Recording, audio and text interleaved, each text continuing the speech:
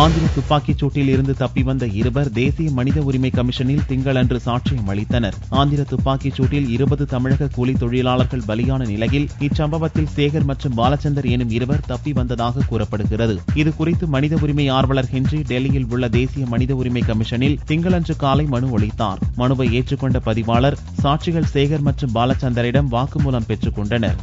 துப்பாக்கிச் சூட்டில் பலியானவர்களின் உறவினர்கள் ஆந்திர போலீசிடம் புகார் அளித்துள்ளனர். செம்மர கடத்தல்காரர்கள் என்று கூறி 20 தமிழக கூலி தொழிலாளர்கள் ஆந்திர போலீசாரால் சுட்டுக் கொல்லப்பட்டனர். இது தொடர்பாக இறந்தவர்களின் உறவினர்கள் 30க்கும் மேற்பட்டோர் ஆந்திர மாநிலம் சென்றனர். அங்கு சந்திரகிரி போலீஸ் நிலையத்தில் துப்பாக்கிச்சூடு சம்பவம் தொடர்பாக கொலை வழக்கு பதிவு செய்ய வேண்டும் என்று புகார் மனு அளித்தனர். மறுபிரேத பரிசோதனை செய்ய வேண்டும் என்றும் மனுவில் வலியுறுத்தியுள்ளனர்.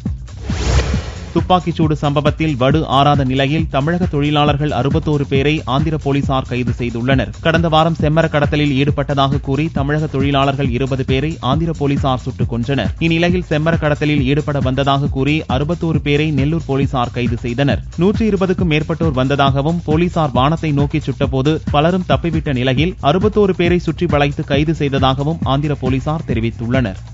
பண்டி பகுதியில் எல்லை பாதுகாப்பு படையினர் ரோந்து பணியில் ஞாயிறன்று இரவு ஈடுபட்டிருந்த போது அவர்கள் மீது மாவோயிஸ்டுகள் கண்மூடித்தனமாக சுடத் துவங்கினர். பதிலுக்கு வீரர்களும் சுட்டனர். இருதரப்புக்கும் நடந்த சண்டையில் எல்லை பாதுகாப்பு படை வீரர் ஒருவர் பலியானார். சத்தீஸ்கரில் கடந்த 3 நாட்களில் மாவோயிஸ்டுகள் நடத்தும் 3வது தாக்குதல் இது. சுக்மா மாவட்டத்தில் மத்திய ரிசர்வ் போலீஸ் படையினர் மீது மாவோயிஸ்டுகள் நடத்திய பயங்கர தாக்குதலில் 7 வீரர்கள் பலியாகினர். ஞாயிறு காலை கான்கர் மாவட்டம் பர்பாஸ்பூரில் உள்ள இரும்புத்தாது சுரங்க பகுதிக்கு வந்த மாவோயிஸ்டுகள் இரும்புத்தாது தோண்டும் பணியில் ஈடுபட்டிருந்த 17 வாகனங்களை தீ வைத்து கொளுத்தினர். ஊதிய ஒப்பந்தம் தொடர்பாக போக்குவரத்து தொழிற்சங்கங்களுடன் பேச்சுவார்த்தை துவங்கியது. இப்பேச்சுவார்த்தையில் 42 தொழிற்சங்க பிரதிநிதிகள் பங்கேற்றுள்ளனர். ஓய்வூதியம், ஊதிய உயர்வு தொடர்பாக திங்களன்று இறுதி முடிவெடுக்கப்படும் என்று எதிர்பார்க்கப்படுகிறது. குரோம்பேட்டை மாநகர போக்குவரத்து பயிற்சி மையத்தில் இப்பேச்சுவார்த்தை நடக்கிறது. இதன் முடிவில் 12வது ஊதிய ஒப்பந்தம் இறுதி செய்யப்படும் என்று எதிர்பார்க்கப்படுகிறது. இது தொடர்பாக போக்குவரத்து துறை அமைச்சர் செந்தில் பாலாஜி அதிகாரிகளுடன் தலைமைச் செயலகத்தில் ஆலோசனை நடத்தினார். சுரங்கனார் நீர்வீழ்ச்சிக்கு வரும் தண்ணீரை மறைத்து தடுப்பணை கட்டுவதற்கு கேரளா முடிவு செய்துள்ளது தேனி மாவட்ட விவசாயிகளிடம் கலக்கத்தை ஏற்படுத்தியுள்ளது. கேரள மாநிலம் சக்குப்பள்ளம் கிராமத்தில் குடிநீர் தட்டுப்பாடு இருப்பதாக கூறி அருவிக்குழி பகுதியில் தடுப்பணை கட்ட 2006இல் கிராம பஞ்சாயத்தில் தீர்மானிக்கப்பட்டது. இதற்கு வசதி இல்லை என்று அப்போது கேரள அரசு நிராகரித்தது. ஆனால் மீண்டும் கிராம பஞ்சாயத்தில் தீர்மானம் நிறைவேற்றி அரசுக்கு வருவாய் கிடைக்கும் என்று முன்மொழிந்ததால் 1,75,00,000 ரூபாய் செலவில் தடுப்பணை கட்ட கேரள அரசு திட்டமிட்டுள்ளது. இதற்கு எதிர்ப்பு தெரிவித்து தமிழக பொதுப்பணித்துறை நடவடிக்கை எடுக்க வேண்டும் என்று விவசாயிகள் எதிர்பார்த்துள்ளனர். துப்பாக்கிச்சூடு தொடர்பாக அடுத்த கட்ட சட்ட நடவடிக்கைகளை பாமக மேற்கொள்ளும் என்று ராமதாஸ் தெரிவித்துள்ளார். அவர் வெளியிட்ட அறிக்கையில் ஆந்திர துப்பாக்கிச்சூடு சம்பவம் தொடர்பாக பாமக சார்பில் உண்மை கண்டறியும் குழு அமைக்கப்பட்டுள்ளது என்றும் வக்கீல் பாலு தலைமையில் ஆந்திரா சென்று இறந்தவர்களுடைய குடும்பத்தினரிடம் இறப்பு சான்றிதழ் பெற்று தரப்பட்டுள்ளது என்றும் தெரிவித்துள்ளார். துப்பாக்கிச்சூடு தொடர்பாக பாமக உண்மை கண்டறியும் குழு ஆந்திரா சென்று சம்பந்தப்பட்ட அதிகாரிகளிடம் தகவல்களை திரட்டி அடுத்த கட்ட சட்ட நடவடிக்கை மேற்கொள்ளும் என்றும் ராமதாஸ் தெரிவித்துள்ளார். தமிழகத்தின் பல்வேறு பகுதிகளில் பரவலாக மழை பெய்ததால் குளிர்ச்சியான சூழல் நிலவியது. கத்திரி வெயிலுக்கு முன்னதாகவே தமிழகத்தில் கோடை வெயிலின் தாக்கம் அதிகரித்திருந்தது. அனல் காற்றோடு பல்வேறு இடங்களில் வெயில் செஞ்சுரி அடித்தது. இந்நிலையில் தமிழகம் முழுவதும் பரவலாக மழை பெய்தது. குமரி மாவட்டம் பெருஞ்சாணி அணை பகுதியில் அதிகபட்ச மழை பதிவானது. சென்னை மற்றும் சுற்றுவட்டார பகுதிகளில் திங்களன்று காலை மழை பெய்ததோடு வானம் மேகமூட்டத்தோடு காணப்பட்டு இதமான சூழல் நிலவியது.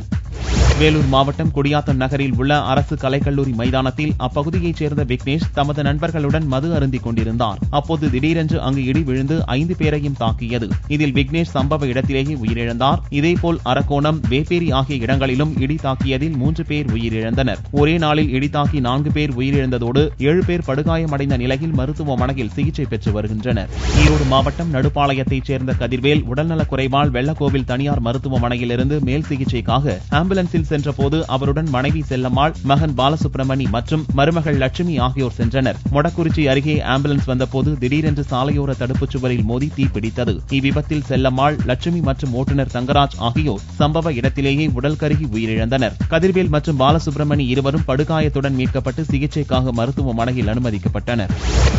IAS, IPS உள்ளிட்ட UPSC முதன்மை தேர்வு முடிவுகள் வெளியாகியுள்ளன. இத்தேர்வை 16,933 பேர் எழுதினர். இதில் 3,200 பேர் நேர்முக தேர்வுக்கு தகுதி பெற்றுள்ளனர். தமிழகத்திலிருந்து 904 பேர்களில் 250க்கும் மேற்பட்டோர் நேர்முக தேர்வுக்கு தகுதி பெற்றுள்ளனர். ஏப்ரல் 27ஆம் தேதி நேர்முக தேர்வு துவங்கும் என்று அறிவிக்கப்பட்டுள்ளது. நேர்முக தேர்வுக்கான முதல் கட்ட அழைப்பு கடிதங்கள் இணையதளத்தில் வெளியாகிறது. தகுதி பெறாதோரின் மதிப்பெண் பட்டியல் இறுதி முடிவுகளை அறிவிக்கும் போது வெளியாகும் என்றும் கூறப்பட்டுள்ளது.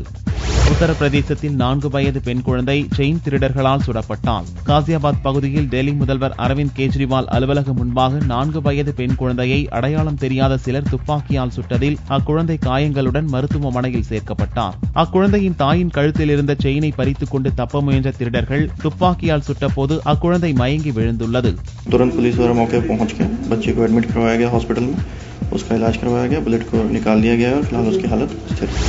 இரவா பனை, பிறவா புலி எனும் 2 மரங்கள் கோவை பேரூர் பட்டீஸ்வரர் கோவிலில் 1000 ஆண்டுகளை கடந்து நிற்கின்றன. 2000 ஆண்டுகளுக்கு முன்னர் சுயம்புவாக தோன்றிய பட்டீஸ்வரருக்கு கரிகால் சோழனால் கோவில் கட்டப்பட்டது. இங்குள்ள 2 மரங்களும் 2000 ஆண்டுகளை கடந்து பக்தர்களுக்கு குளிர்ச்சி தந்து கொண்டிருக்கிறது.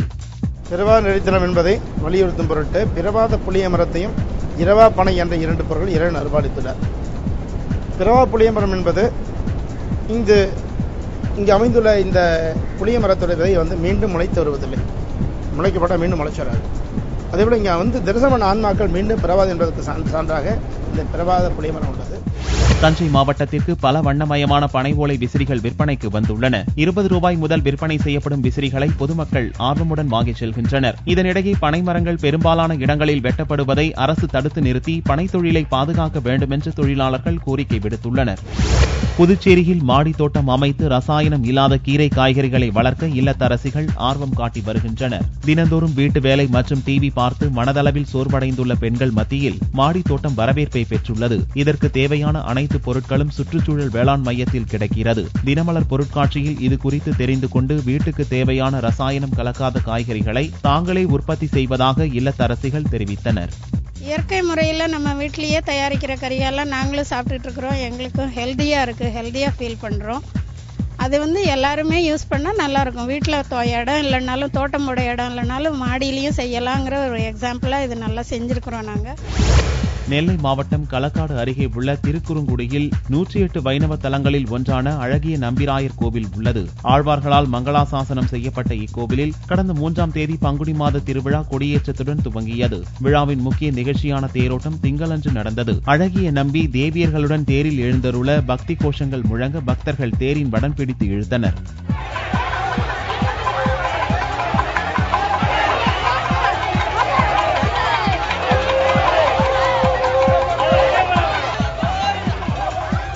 புதுக்கோட்டை மாவட்டத்தில் உள்ள பெரியநாயகி அன்னை தேவாலயத்தில் கடந்த 10ஆம் தேதி கூட்டு திருப்பலியுடன் பாஸ்கா திருவிழா துவங்கியது. முக்கிய வைபவமான தேர்பவனி திங்கட்கிழமையன்று வெகு விமர்சையாக நடந்தது. இதில் ஆயிரக்கணக்கானோர் பங்கேற்று தேரின் வடம் பிடித்து இழுத்தனர். பெண்கள் இரட்டையர் பிரிவு தரவரிசை பட்டியலில் நம்பர் 1 இடம்பெற்ற முதல் இந்திய வீராங்கனை எனும் சிறப்பை சானியா மிர்சா பெற்றுள்ளார். அமெரிக்காவில் நடந்த ஃபேமிலி சர்க்கிள் கோப்பை டென்னிஸ் தொடரில் இந்தியாவின் சானியா மிர்சா சுவிட்சர்லாந்தின் மார்டினா ஹிங்ஸ் ஜோடி 6-0, 6-4 என்ற நேர் செட் கணக்கில் எதிரணியை வீழ்த்தியது. இந்த வெற்றியின் மூலம் தரவரிசை பட்டியலில் 3வது இடத்தில் இருந்த சானியா மிர்சா நம்பர் 1 இடத்திற்கு முன்னேறியுள்ளார். தங்கத்தின் விலையில் திங்கட்கிழமையன்று ஒரு சவரனுக்கு 40 ரூபாய் குறைந்து 20,200 ரூபாய்க்கு விற்பனையானது. 1 கிராம் ஆபரண தங்கம் 2,525 ரூபாயாக இருந்தது. வெள்ளி 1 கிராமுக்கு 20 காசுகள் குறைந்து 39 ரூபாய் 50 காசுகளுக்கு விற்பனையானது. பார்வெள்ளியின் விலை 36,935 ரூபாயாக இருந்தது.